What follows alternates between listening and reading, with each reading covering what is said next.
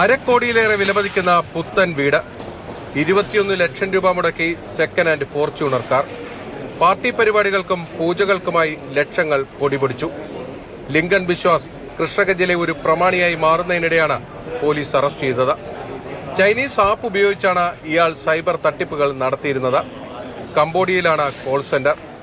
Chinese പൗരനാണ് തട്ടിപ്പിന്റെ ഒടുവിലത്തെ കണ്ണിയെന്നാണ് ലിങ്കന്റെ മൊഴി.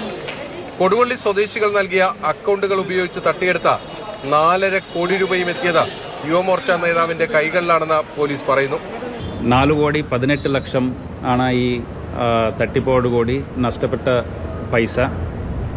ഏത് അക്കൗണ്ടിൽ കൂടെയാണ് പൈസ പോയത്? ആ അക്കൗണ്ടുകളിൽ ഏകദേശം 1,32,00,000 ഫ്രീസ് ചെയ്യപ്പെട്ടിട്ടുണ്ട്. ഇത് ബിറ്റ് കോയിനിൽ നിക്ഷേപിച്ചാണ് വിദേശത്തേക്ക് കടത്തിയിരുന്നത്.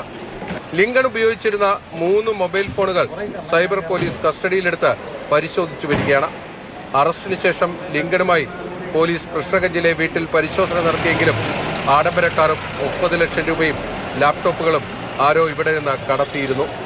ഈ തട്ടിപ്പുകൾക്കെല്ലാം കേരളത്തിൽ യുവാക്കളെ റിക്രൂട്ട് ചെയ്തിരുന്ന മറ്റൊരാളുണ്ട്, കൊടുവള്ളി സ്വദേശി മുഹ്സിൻ. ഇയാളിപ്പോൾ മസ്കറ്റിലേക്ക് കടന്നിരിക്കുകയാണ്.